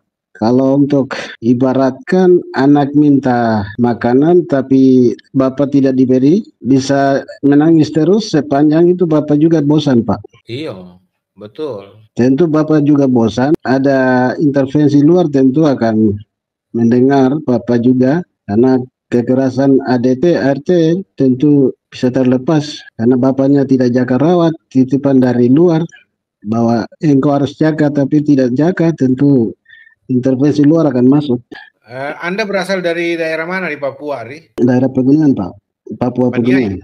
Paniai, Papua Pegunungan. Papua Pegunungan ya. Bagaimana Anda mengalami di sana, rasakan apa? Apakah sebaiknya tidak usah ada TNI di sana, Polri, atau harus ada menurut Anda? Sebenarnya di setiap negara itu harus ada tentara, itu ada itu untuk melindungi, mengayomi, untuk menjaga tidak memihak pada satu warga. Tapi untuk Provinsi Papua terkhusus, spesial ini seolah-olah dipandang anak tiri. Akhirnya semua konflik diperiksa, masyarakat juga ikut sertakan. Ini juga satu batu sandungan Pak. Nah itu dia. Jadi menurut Anda bagaimana sebaiknya? Ya tentara itu juga harus merata. Sebagai warga negara harus melindungi. Tidak meriksa masyarakat kecil pun tidak boleh. Semena-mena diatur sesuai dengan koridor Undang-Undang Regulasi TNI, Polri, ASN menjamin untuk melindungi warganya, tapi ya dibeda-bedakan, tentu itu mengalami trauma yang panjang. Jadi menurut Anda sekarang ini keberadaan TNI Polri tidak membawa damai, tidak membawa rasa aman? Ya sebaiknya itu juga warga tentara dan polisi itu punya kewajiban. Itu silakan itu saja, cuma terjadi konflik suatu daerah atau distrik atau kabupaten atau provinsi, itu diserta-mertakan keseluruhan warga itu jadi pelaku, tidak membedakan. Nah, ini satu moral dan juga beban hidup bagi orang Papua. Kami takut traumanya itu masih terbawa. Oke, standby sebentar dulu Pak Ria. Ada Pak Rajau Teo masuk, saya persilakan dulu. Cuma saya bertanya ini kenapa tiba-tiba saya punya hilang tadi ini, apa namanya chattingnya ini, apa komentar? Oh ini udah muncul nih. Oke, saya masukin dulu. Pak Rajau Teo, selamat malam. Shalom Bapak. Shalom, selamat malam. Hormat. Silakan Bapak, di mana posisi Papua mana ini? Papua Biak. Papua Biak, orang pantai ya? Yes. Pak Raja, Pak Rojo, apakah Bapak ikut dari awal kali ini siaran malam ini? Pendapat Anda apa? Pak Bishop, saya pengagum tapi juga pengikut setia dari podcast Bapak nih. Dari awal. Aduh, terima kasih Bapak. Hormat. Ya. Hormat. Okay. Terus tadi saya kaget, isu yang sensitif sekali. Pak Bishop, orang lain pada takut bicara tentang itu. Pak Bishop mungkin dengan podcast ini jadi saluran untuk bisa menyampaikan itu. Yeah. Pak Bishop, saya terharu. Dalam minggu ini, Letnan Jenderal Kiki Senarki dan bahkan Panglima terakhir, Panglima penguat pada saat penyerang kekuasaan di tim-tim. Coba nanti semua yang ikut podcast ini, saya minta coba tolong nanti cari dan ikuti. Kiki Senarki ada 2 kali dia. Terharunya begini, yang wawancara tanya, bagaimana perasaan Bapak pada saat referendum tim? Beliau sebagai Danjen, tapi Panglima terakhir menjawab, saya ikuti, saya kaget. Dan itu benar. Pak Letnan Jenderal Purnawirawan Kiki Senarki menjawab karena ditanya bagaimana perasaan Bapak ketika yang memilih aspirasi M di tim menang. Beliau punya statement satu, kami gagal membawa hati orang tim. Coba nanti ikuti. Saya udah ikuti Untuk Pak. Konteks, ya benar. Jadi saya bahkan ketemu, sebentar Pak Rojo. Saya bahkan sudah ketemu Letjen Kiki Senarki di kantornya beliau di Jakarta. Saya ngobrol panjang lebar termasuk tim dan Papua. Beliau punya pendapat sama Pak, bahwa kita tidak bisa mempertahankan Papua kalau kita tidak bisa memenangkan hati orang-orang Papua. Kebijakan pemerintah yang harus diperbaiki. supaya bisa membuat orang Papua cinta berada di Indonesia dan merasa rumahnya sendiri. Tapi selama ini orang Papua diperlakukan dengan kebijakan yang membuat mereka jadi orang asing di rumah mereka sendiri di Papua dan tidak dianggap menjadi orang Indonesia, tapi justru budak orang Indonesia. Itu. Jadi apa yang Bapak bicara itu, inilah yang saya terpanggil Pak, salah satunya untuk menggelar ini supaya pemerintah dengar gitu loh Pak, supaya Pak Prabowo yang sekarang ini juga punya hati lah untuk dalam pengertian bagaimana memikirkan, menetapkan, jangan pasang orang-orang yang di pemerintahan yang katanya Pak bicara peduli Papua tapi dia tidak tahu caranya menangani Papua. Ya, dia tidak tahu melakukan pendekatan kemanusiaan terhadap orang Papua. Itu harus dimengerti lahir batin Pak, bukan cuma kebijakan politik. Bagaimana menurut Pak Rojo? Benar, memang Pak Bishop, kalau mau bicara tentang Papua, New Guinea Barat, Irian Jaya, dan terakhir Papua, sudah jadi 2 provinsi, Papua Barat, dan sekarang 6 provinsi. Ya, sebagai orang beriman, kadang-kadang hal itu terjadi semua dalam rancangan Tuhan. Ada ayat Natsir, ikut bekerja untuk mendatangkan kebaikan yang menurut kita manusia kadang kita menolak. Keberanian Pak Bishop untuk mengangkat tema ini terkait dengan dialog. Kalau memang benar arahnya ke September, Oktober, November tahun ini, ya kita tunggu saja atau ikuti. Tapi kembali kepada apa yang tadi saya sampaikan, tugas pemerintah Indonesia adalah memenangkan hati orang Papua. Konsekuensinya merasa menjadi Indonesia, merasa menjadi bagian, dan seterusnya. Mungkin itu Pak Bishop solusi. Terima kasih Pak Bishop. Saya ikuti dari awal, kok tiba-tiba putus. Sore ini saya kerja di rumah tapi terus buka YouTube lihat, wah hebat ini. Dari saya ikut dari awal tadi. Terima kasih. Kemudian Pak Ponto itu 4 penyebab itu. Jadi saya hubungkan dia dengan tadi wawancara Letjen Kiki Syanarki. Itu terharu sekali karena beliau kan cerita masa tugas begitu selesai akademi militer langsung ditempatkan sebagai perwira muda di perbatasan tim dengan NTT itu, ya, Timor Indonesia dan Timor Timur. Malah terakhir sebagai saksi penyerahan. Dan waktu ditanya bagaimana perasaan Bapak, beliau menjawab, kita gagal memenangkan hati orang penting. Kekhawatiran itu juga jangan sampai terjadi untuk Papua. Memang Papua kalau kita pikir untuk bentuk negara, kadang-kadang banyak PR lah. Tadi Pak Bishop pada bicara itu, apakah mau keluar dari Indonesia, kemudian nanti kamu lebih baik lagi untuk PR. Betul. Jangan sampai dari mulut bahasa dari singa masuk masuk di mulut serigala dan betul. Pak Bishop mainkan terus bicara ini bagian dari dialog. Dulu saya sedikit curiga, saya bilang wah ini Pak Bishop main begini ada backingan ini jadi bisa, tapi ternyata ada bahwa tidak. Saya punya backingan Pak Rojo. Ada saya punya backingan. Tuhan Yesus Kristus. Amin. Nah, itu tadi ada ayat Natsir kan, mendatangkan kebaikan. Dan Pak Bishop saya ikuti kalau mohon maaf dari teori sosiologi atau kelas itu, Pak Bishop ini menyerap arus bawah ini, naik ke kelas tengah, ke atas elit. Kelihatan malas tahu atau tidak pernah ada yang ikut atau ikut tapi diam-diam takut dan selanjutnya. Padahal ini masalah yang dibicarakan ini hal yang ada dalam pikiran dan hati orang Papua. Saya terus terang kalau mau ngomong, saya birokrat, bekerja untuk pemerintah Indonesia hampir 3 tahun. Saya selesaikan pendidikan di APDN, S1, S2-nya di Gajah Mada, Universitas Gajah Mada. Selesai kemarin, 1-2 tahun ini baru pensiun. Tapi mengikuti reformasi Indonesia untuk memberikan kesejahteraan, jangan kita bicara bangsa Indonesia, Papua, surat begini. Di provinsi suku bangsa lain juga menghadapi hal yang sama. Perlu ada reformasi untuk menata negara ini, sehingga berikan harapan untuk kemakmuran. Tadi Ladis Awi kan, dia ada ngomong kalau dengan bangsa ini orang Papua tidak ada harapan masa depan, jadi lebih baik solusinya berpisah. Tapi saya mau kasih koreksi, bukan bangsa ini, tapi negara ini harus direformasi, artinya dia punya pendekatan. Karena toh kalau jadi contoh Papua jadi merdeka, terus dengan sistem yang diturunkan dari Indonesia katakan, nanti sama saja. Makanya dari mulut singa ke mulut serigala kan, singa ke harimau atau harimau ke buaya. Solusinya, Letnan Jenderal Kiki Sanarti sampaikan, kebijakan pemerintah harus memenangkan hati orang Papua. Sekarang dibilang OAP. Strateginya bagaimana nanti Pak Bishop di pusat punya jaringan di sana berikan masukan. Saya serius, ini perkembangan terbaru. Nanti lihat September, November 25. Terima kasih Pak Bishop. Hormat, siap. Standby dulu Pak, jangan kemana-mana dulu Pak Rojok, Theo ya. Kita Baik. ada teman baru masuk Pak Barisan. Kita sapa dulu. Pak Barisan, selamat malam, shalom. Barisan ini orang biak ini. Oh begitu ya. Saya langsung tahu dari FAM kah? Dari FAM, Barisan itu.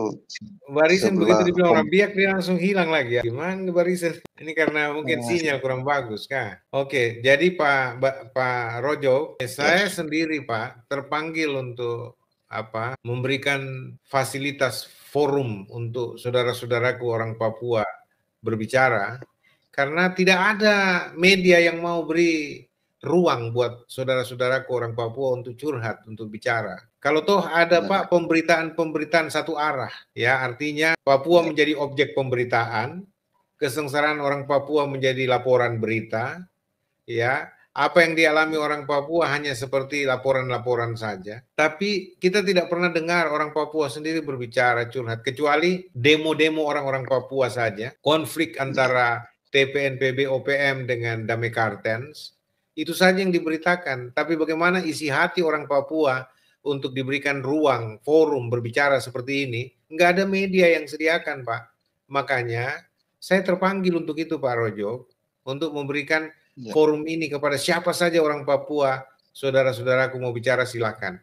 Ya, banyak jujur Pak, banyak pejabat di Indonesia marah dan berkata, Pak Joshua itu jangan toleransi merdeka apa segala macam, jangan dikasih angin. Saya bilang Pak dengan penuh hormat, ya.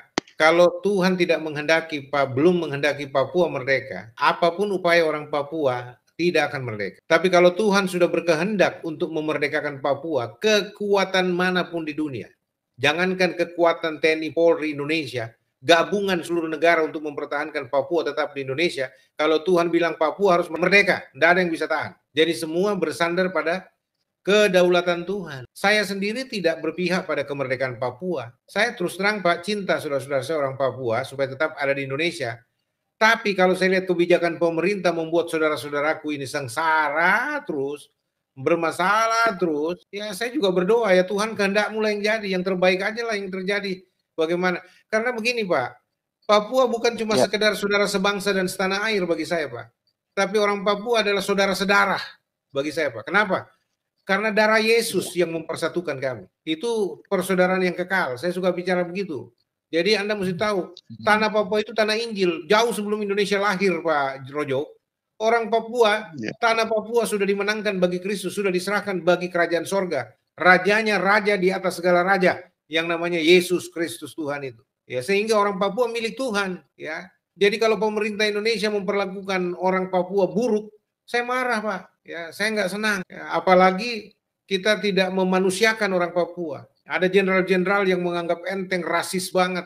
Saya terus terang marah, Bapak. Sehingga saya bilang, saya menyediakan forum ini untuk mereka curhat supaya kalian dengar, pemerintah dengar. Dan bagaimana memikirkan kebaikan, kesejahteraan mereka. Itu harapan saya. Bukan untuk mengompori orang Papua merdeka. Sebelum saya lahir, sebelum paradoks Papua ini ada, orang Papua sudah dari lama minta merdeka. Kenapa? Gara-gara kelakuan kita ini. Pak Soleman Ponto bilang bahwa jangan lepas Papua. Tapi dengan apa yang kita lakukan, perbuat untuk orang Papua, kita sedang melepaskan Papua. Itu jelas kita bahas, Pak. Makanya Ibu Koni Rahakundini juga bicara, semua profesor bicara di sini, dan beberapa, saya bilang, bicara tentang Papua, perspektif kalian apa? Dan orang-orang Papua termasuk OPM, Ketua OPM Jeffrey Bomana, Sebi Sambom, semua mau bicara silakan. Berapa 7 presiden mau bicara di sini pun, tinggal Benny Wenda yang belum, tapi ada dia punya Perdana Menteri sudah bicara di Paradoks Papua juga Pak. Yoris Raweyai, Pak Freddy Numberi, semua tokoh bicara di sini Pak. Sebagai forum untuk bicarakan tentang Papua. Untuk apa? Kebaikan, kesejahteraan orang Papua. Hanya itu Pak. Jadi itu sebabnya Pak Rojo, apa yang Bapak katakan, saya betul-betul terpanggil untuk membicarakan ini Pak. Bukan tidak ada ancaman kepada saya, Pak. Ada macam-macam, Pak. Segala macam ini. Tapi saya tahu Tuhan lindungi saya. Ini bisa berlangsung juga karena kasih karunia Tuhan, Pak Rojo. Ini Pak Barisan sudah masuk ini kayaknya. Pak Barisan, selamat malam. Shalom. Jangan putus lagi, Pak Barisan. Bishop. Iya, malam. Itu handphone kasih tunduk sedikit supaya kepalanya kelihatan, wajah kelihatan. Jangan terlalu mendongak handphonenya. Oh, memang laki-laki ganteng juga ini Pak Barisan ini. Hormat. Silakan, ini ada Pak Rojok di sini. Saya terima kasih atas kesempatan yang diberikan oleh. Bicara agak keras dulu. Ya, terima kasih atas kesempatan yang diberikan oleh Pak Bishop.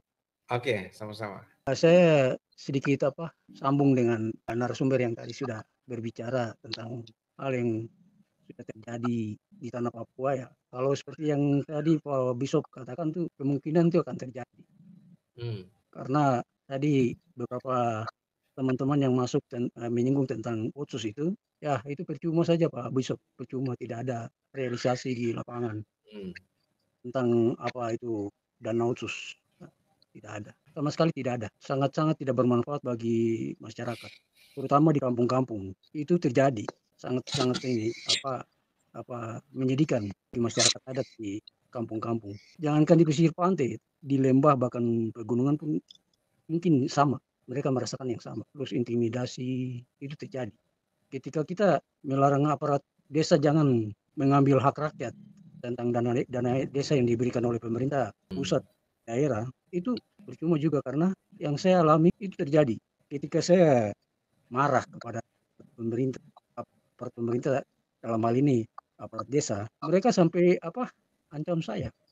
Itu pun di dalam penyelesaian di seperti macam masyarakat desa, bahwa untuk saya mewakili mereka untuk menyuarakan mereka punya aspirasi, saya lapor ke pihak aparat keamanan, itu pun tidak direspon secara baik terhadap aparat tentang apa yang saya perjuangkan tentang aspirasi masyarakat tersebut dari kampung saya. Jadi itu semacam ada konspirasi antara aparat desa, kemungkinan dari oknum aparat mungkin ada terlibat, sehingga apa yang saya perjuangkan, aspirasi yang masyarakat laporkan kepada saya, perjuangkan setengah mati, sangat setengah mati untuk saya perjuangkan. Bahkan itu ada oknum yang terdahulu itu terlibat untuk melaporkan saya punya masalah itu, untuk lapor ke saya punya orang tua, segera tarik kasus itu, jangan sampai masuk ke ranah hukum.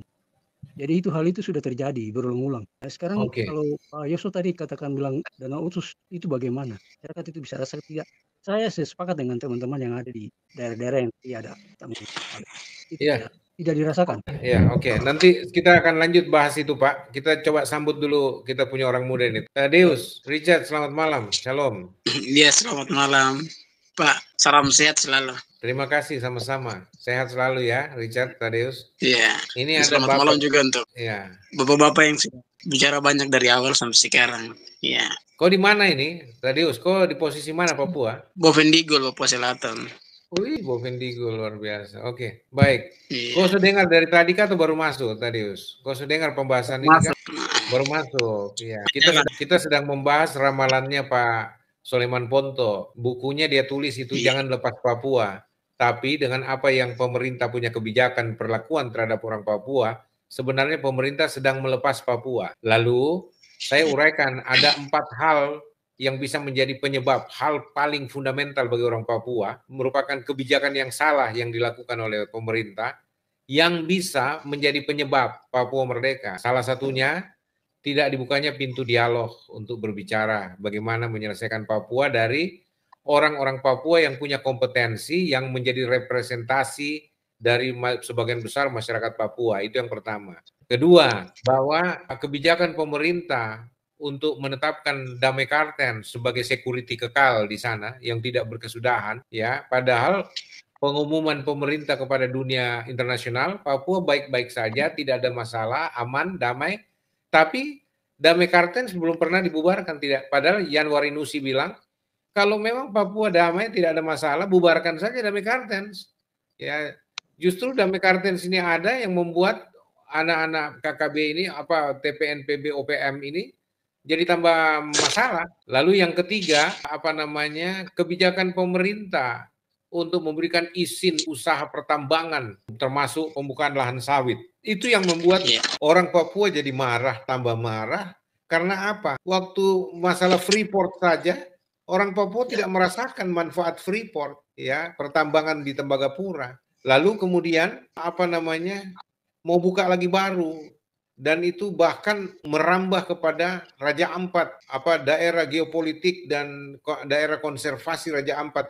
Ini konservasi internasional, itu mau dirusak dengan keserakahan, dan Bahlil memberikan izin 4 perusahaan ini, dan itu jadi persoalan.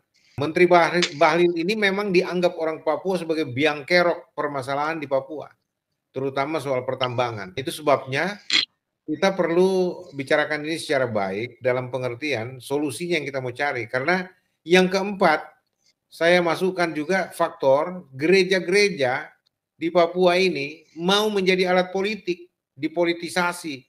Agama-agama di Papua dibenturkan antara Kristen non-Kristen, lalu kemudian suku-suku juga diadu domba, dan anak-anak Papua sendiri diadu domba, sehingga ada istilah Papua makan Papua, tipu Papua, Papua bunuh Papua. Ya, itu kan hasil adu domba. Nah, itu sebabnya ini perlu kita bicarakan bagaimana orang Papua. Saya selalu katakan, Tadius, saya nggak pusing Papua mau merdeka atau tidak merdeka. Ya, bagi saya Papua tetap saudara. Papua merdeka itu saudara saya karena mereka adalah anak-anak Tuhan. Ya, Papua dalam Indonesia saya senang, tapi hati saya berduka kalau Papua tetap di Indonesia, tapi kebijakan pemerintah tidak pro kesejahteraan Papua. Justru Papua jadi sengsara. Ya, bagaimana pendapat kamu tadi? Silakan. Iya, terima kasih. Ini topik yang bagus ini dan sangat luar biasa. Ya, saya adalah salah satu anak muda yang memang selama ini berkarir pendidikan, ya, salah satu guru di daerah Bovendigul, dan saya juga ikuti perkembangan Papua dari dulu sampai sekarang. Ya, sebenarnya Papua ini apa yang Indonesia buat sampai hari ini itu, kalau saya mau bilang, itu bukan solusi terakhir. Apa yang negara sudah buat untuk Papua itu salah besar, dan itu bukan solusi untuk keluar untuk orang Papua itu merasa bahwa dia bagian dari Indonesia. Itu yang terjadi. Jadi dengan cara membangun, itu kan statementnya bahwa Papua itu selalu bentrok atau selalu ada OPM atau yang lain-lainnya, kejahatan atau demo, karena artinya buat supaya ada kekacauan di mana-mana. Itu bukan maunya supaya ada pembangunan, bukan maunya supaya bangun jalan, bukan maunya supaya bangun SDM Papua, tapi bicara soal Papua ini soal sejarah yang Indonesia sampai saat ini belum menyelesaikan. Bagaimana caranya itu yang belum. Siapapun orang pintar, siapapun belum tahu tentang apa isi hati yang diinginkan oleh orang Papua itu. Jadi mau bangun jalan aspal bagus pun, mau bangun rumah bertingkat-tingkat pun, itu bukan solusi. Ya, solusi yang tadi Pak sudah sampaikan, harus ada dialog soal Papua. Harus ada dialog antara kita punya petinggi Republik Indonesia. Jadi untuk tadi saya kembali lagi pembangunan jalan, pembangunan daerah yang tidak mau dibilang yang sulit dijangkau, itu bukan solusi. Jadi selama ini apa yang dibuat itu salah jalur. Jadi solusinya harus dialog. Apa maunya orang Papua? Apa maunya orang Papua? Yang berikut adalah tentang Otsus. Ini adalah salah satu masalah besar yang tidak akan pernah selesai. Karena Otsus itu rata-rata sampai hari ini, saya masyarakat akar rumput ini melihat Otsus itu hanya datang dan hanya memperkaya pihak-pihak tertentu saja. Pihak-pihak tertentu, elit-elit Papua yang pakai Otsus untuk kepentingan pribadi, memperkaya diri. Masyarakat kecil pun tidak merasakan itu. Makanya sampai hari ini orang bicara Otsus itu, masyarakat Otsus itu lewat mana? Nah, dan Otsus itu berapa besar? Jadi kalau pikiran saya, mendingan Otsus itu satu jalur, ya. Jadi mendingan dari pusat dicairkan langsung ke setiap kepala keluarga, supaya mereka rasakan bahwa oh iya, ini Otsus besarnya seperti ini. Selama ini kan tidak, Otsus sudah dicairkan, tapi untuk sampai ke masyarakat akar rumput tidak merasakan itu baik. Jadi banyak timbul ketidakpercayaan terhadap Republik Indonesia, akhirnya terjadi persoalan, terjadi adu domba. Jadi orang bilang Otsus itu sudah berhasil untuk membangun Papua. Tidak sama sekali, hanya elit-elit tertentu saja yang kenyang pakai uang itu. Itu sebabnya jadi, orang Papua. Iya, masyarakat kecil tidak tahu. Tapi itu sebabnya tadi orang pemerintah Jakarta bilang ya kami sudah serahkan, tapi orang kalian sendiri, ya, orang Papua sendiri yang curang, orang Papua sendiri yang makan, yang menyengsarakan orang Papua sendiri. Kami di Jakarta sudah melakukan kewajiban. Menurut Anda benarkah pernyataan itu? Dan kalau benar, bagaimana menurut Anda? Bagaimana mau menuntut merdeka kalau begini modelnya? Iya, jadi orang pusat sampaikan bahwa sudah dikasih, ya, sudah dikasih dan itu sudah dikasih. Yang masalahnya dana itu melalui bagian mana atau lewat tahapan mana? Karena kalau dari pusat bilang kami sudah kasih. Sekarang dana itu habis di mana atau dinikmati oleh siapa-siapa? Ini yang perlu diselesaikan. Jadi solusinya adalah bagaimana pusat itu mengevaluasi supaya kalau boleh dana itu otsus itu lebih besar daripada dana kampung, setiap kampung. Kalau mau dicarikan kepala keluarga, semua akan bisa dapat. Orang Papua itu banyak apa? Pasti bisa dapat. Setiap bulan dikasih. Langsung dari pusat. Jangan melalui pejabat-pejabat Papua yang menggunakan untuk kepentingan pribadi dan lain-lain. Itu kan masalah di situ. Masalah ada di pejabat yang punya kewenangan. Benar. Dana itu sudah didatangkan dari pusat. Tapi masalahnya ada di mana? Ada di elit-elit tertentu. Makanya sampai saat ini masyarakat rakyat ini menuntut. Kami sampai saat ini tidak merasakan otsus itu bagaimana. Itu. Jadi itu soal otsus. Set Papua bilang, Ade Tadeus Richard kau mantap. Tuhan memberkatimu. Amin. Set Papua dukung kau ini. Jadi kalau soal otsus itu. Ada pendapat begini. Harus sampai ada pendapat kalau masalah otsus itu Tadeus, sampai ada teman-teman orang Papua bilang begini. Bishop, saya tidak tahu tuh ya, otsus itu apa? Itu binatang jenis apa kah? Jadi bingung juga. Orang marah. Lenis Kogoya bilang, Lenis Kogoya sudah mengaku, walaupun dia pihak pemerintah, tetapi dia kecewa terakhir-terakhir ini karena apa? Dana otsus itu tidak sampai ke dia punya masyarakat adat. Bahkan ketua MRP-nya juga tidak dapat apa-apa. Terus dia bilang, kemana itu uang otsus itu?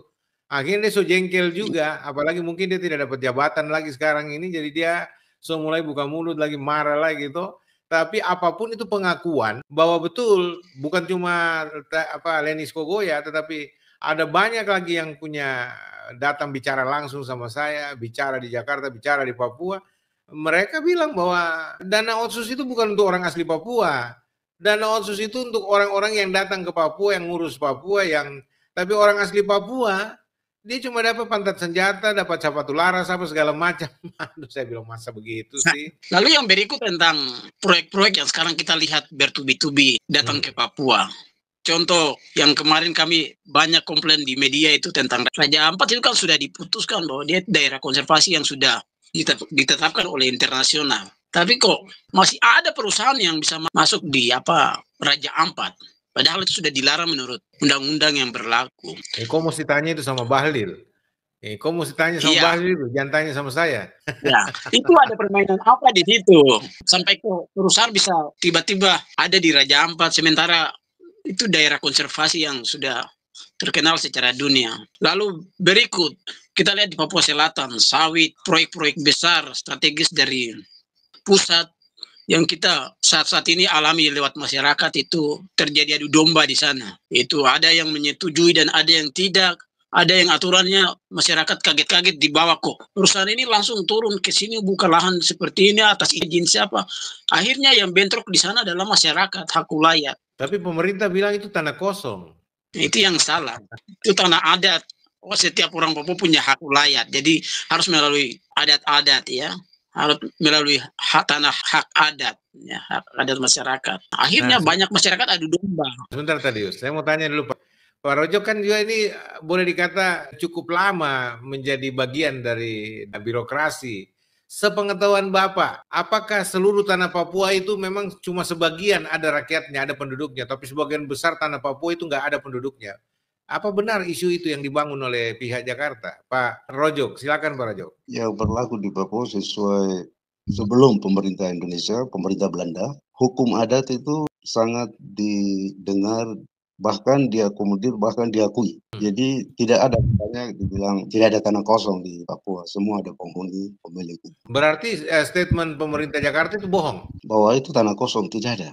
Untuk Papua saya tidak tahu daerah lain, tapi kalau referensi yang kita baca dan pelajari, alami transisi itu, di Papua tidak ada tanah kosong.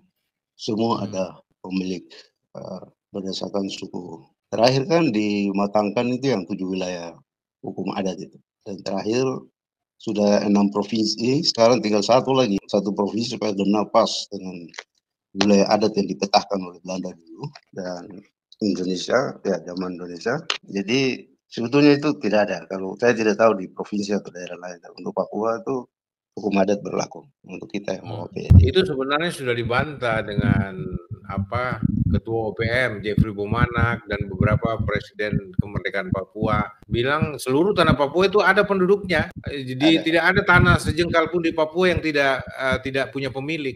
Itu hak ulayat masing-masing suku itu menduduki. Ya soal jumlah tidak rata gitu loh, tetapi ada. Itu sebabnya tidak boleh buat statement bahwa itu tanah kosong lalu kemudian negara berhak mengambil alih, melakukan penambangan di sana. Ya ternyata kan begitu mereka lakukan itu banyak orang berteriak, Pak, itu tanah kami. Nah, tapi mereka disingkirkan dan sebagainya. Itu Pak Rojo. Termasuk di pesisir juga ada pulau-pulau. Itu pemiliknya ada. Jadi itu kan tempat singgah transit untuk yang tidak berpenghuni. Terus ini pulau kosong, katanya tidak, itu ada kesepakatan dan menjadi pengetahuan bersama. Ini pulau ini mereka punya. Karena mereka yang dulu singgah duluan, padang kelapa, tanaman keras dan lain-lain. Itu bukti-bukti. Jadi memang itu juga menjadi sumber ketegangan itu kadang-kadang. Kalau kita pelajari dalam sejarah, memang dulu akses begitu tertutup sehingga pemerintah Belanda waktu itu kaget juga karena masuk baru ketahuan. Ternyata hutan rum yang sangat rimbun ini ada manusia di dalam, baru dipelajari. Mereka tipenya begini, bahasanya ini. Saya waktu Pak Jokowi presiden, saya pernah bertemu beliau dan kita bahas di istana itu soal Papua yang punya 1.100 bahasa kalau saya nggak salah atau suku, tapi bahasanya 700, pokoknya sampai 1.100 bahasa Pak di Papua itu. Itu kita juga kaget juga dari penelitian itu. Dan itu sebabnya kalau sampai begitu banyaknya adat, masyarakat adat, hak ulayat, taruhlah dibagi 7 provinsi misalnya. Ya, tetapi kan semua daerah itu, semua wilayah itu ada kepala-kepala suku.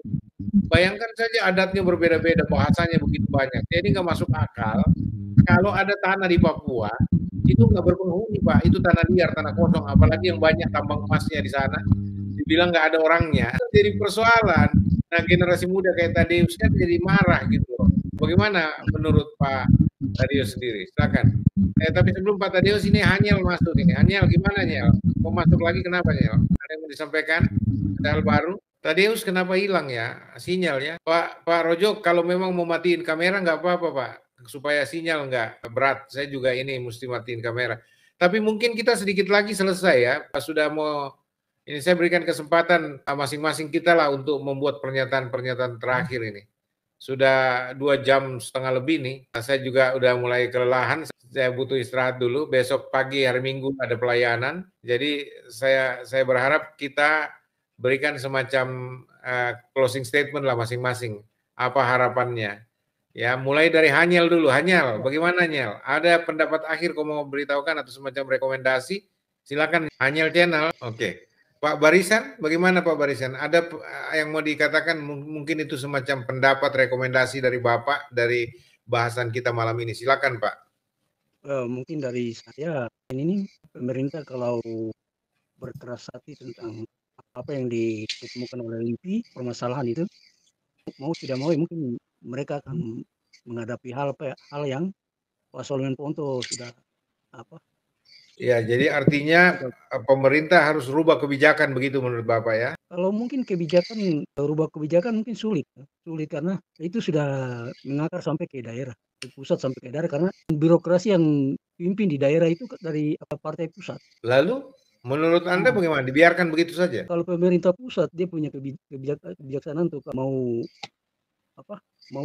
dengar jeritan masyarakat adat yang ada di Papua dari pesisir sampai pegunungan tentang dana otsus. Nah, mereka harus berantas itu koruptor itu harus berantas. Karena jadi kalau tidak berantas, akibat dari tidak berantas itu kekecewaan masyarakat tetap nanti apa yang Pak Solomon Ponto katakan ini itu mungkin didengar oleh saudara-saudara kita yang ada di diplomat yang sudah ada. Oke. Jadi Pak Barisan pesannya koruptor itu yang harus dihancurin itu, harus diberesin. mau tidak mau mengakar sampai di desa, kampung-kampung. Oke, baik. Pesannya ditangkap Pak, mudah-mudahan didengar nih. Oke, Pak Rojok, saya mau minta Anda punya pendapat akhir Pak Rojok. Silakan, apa harapan Anda terhadap diskusi kita malam ini? Baik, terima kasih Pak Bishop. Pertama, Pak Bishop lewat podcast ini ikut mendorong untuk memang kita sama-sama tahu kelihatannya pemerintah agak kenapa ya lebih sudah bahkan sekarang BRIN kan Iya. rekomendasi untuk dialog harus ada dialog. Tidak ada ketegangan toh. Yang kedua, jadi mungkin lewat ini bisa Pak Bishop lewat jalur mana tawarkan rekomendasi harus ada dialog, berani lakukan dialog. Hanya sebentar, kalau tutup dulu mic-nya supaya tidak ribut. Oke, lanjut Pak Rajuk. Yang kedua, momen kalau kita lihat secara manusia, kita yang sudah mengerti terbentuknya sebuah negara, itu banyak persyaratan. Momen yang kerasnya itu harus ada pertumpahan darah, perang, dan segala macam. Tapi juga ada jalan damai, solusi damai itu, walaupun nanti ada korban seperti referendum. Makanya tadi saya singgung itu, saya terharu dengan pengakuan dari Letnan Jenderal Kiki Sianaki. Ditanya kenapa, bagaimana perasaan beliau sebagai petugas atau aparat pemerintah militer Indonesia. Beliau sampaikan, ternyata kita kalah memenangkan hati orang Tintin. Pelajaran ini sangat berarti, masih ada waktu.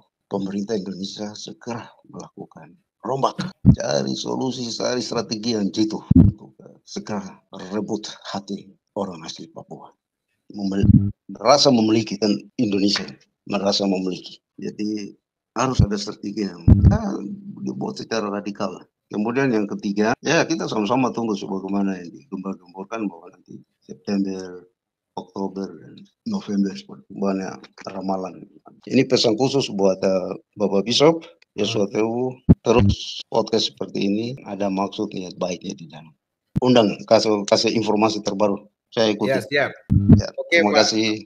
Pak Rojo, terima kasih untuk partisipasinya Bapak. Tuhan memberkati ya. Pak Hanyel, sebelum Pak Tadius, Hanyel, apa pendapat terakhir? Silakan. Baik, terima kasih Pak. Pesan terakhir ada dua bagian, yaitu yang pertama negara Indonesia jangan bicara tentang Papua itu tanah kosong. Mohon maaf sekali, Papua ini jumlah orang Papua itu 3 juta, tapi punya hak wilayah adat itu ada. Jadi jangan pernah anggap Papua itu tanah kosong. Memang wilayahnya itu banyak, tapi tidak ada yang kosong. Kalau ada kosong berarti kan ya orang Papua pasti tidur di bawah golong-golong di jembatan dan lain sebagainya. Itu yang pertama. Yang kedua itu mohon supaya otsus itu harus dijaga ketat oleh negara juga. Negara hari ini kan utus KPK, tapi KPK sampai di Papua itu justru mereka ambil uang otsus itu kembali lagi ke sini, baru mereka bangun di mereka punya daerah sana. Jadi bagian ini perlu harus dijaga baik-baik. Sampai dengan hari ini kan tidak pernah merasakan itu yang teman-teman tadi juga sempat sampaikan, dan itu perlu harus jaga baik-baik. Hari ini kita merasa tidak akan pernah merasakan, karena setelah mereka datang ke Papua justru mereka bawa pulang lagi dengan karton-karton dan peti-peti itu. Dan yang ketiga, terima kasih untuk Pak juga, memang ini sangat luar biasa sekali isi hati kami yang sesungguhnya kita bisa dapat sampaikan melalui ini. Dan kami memang berharap sekali dengan melalui ini kan apa yang kita merasakan bisa sampaikan di sini. Terima kasih. Oke, sama-sama saudaraku. Pak Hanyel, sampaikan salam kasih saya buat saudara-saudara di pengungsian ya. Semua yang ada di Honai pengungsian di Puncak. Salam kasih, salam sayang. Doa saya Tuhan beri kekuatan, kesehatan ya. Tetap semangat. Amin. Jangan lupa, jangan tinggalkan ibadah. Tetap percaya Tuhan Yesus ya. Seperti itu. Oke. Sampai ketemu lagi. Ya, salam hormat buat semua saudara-saudaraku di situ yang lagi mengungsi ya. Tuhan berkati. Sampai ketemu nanti pada paradoks berikutnya ya. Siap, Pak. Terima kasih atas doa dan semua dukungan Bapak. Wah. Ya, shalom. Tuhan berkati. Oke, Pak Tadeus, tinggal kita berdua. Ada yang Anda mau sampaikan secara khusus? Silakan Anda kemukakan. Saya punya mata 5 watt ini, Tadeus. Kok terlambat masuk lagi, mesti kok dari awal masuk. Jadi buka dulu ini. Oke. Saya sebagai kunci yang saya perlu kasih masukan terkait dengan anggota TNI yang banyak di Domang Damai Kartens yang banyak dimasukkan ke daerah pegunungan itu agar dihentikan, karena OPM itu bukan orang jahat. Ya, mereka itu masyarakat. Mereka itu adalah masyarakat. Mereka kalau dikasih kesempatan untuk berdialog, pasti ada jalan keluar. Kalau tidak, kalau ada damai karten terus sampai 7 turunan pun akan tetap seperti itu. Patah 1 tumbuh 1000. Jadi akan rugi siapa? Kedua belah pihak. Masyarakat yang disebut dilabelkan sebagai OPM dan TNI, kasihan tinggalkan keluarga jadi korban di sana. Jadi tolong dievaluasi dan kalau bisa dihentikan. Itu saja pesan dari saya atau masukan dari saya. Terima kasih. Selamat malam, Pak. Salam sehat. Iya, salam sehat Pak Tadeus. Salam buat saudara-saudaraku di Bovendigul semua. Ya, bilang salam sayang, salam hormat, salam kasih dalam Tuhan. Kiranya Tuhan jaga, lindungi, berkati senantiasa. Sampai ketemu nanti ya Pak Tadeus dalam episode berikut dari Paradoks Papua. Tetap setia ya, Tuhan berkati ya. Ya. Tuhan berkati. Manuskrip Papua.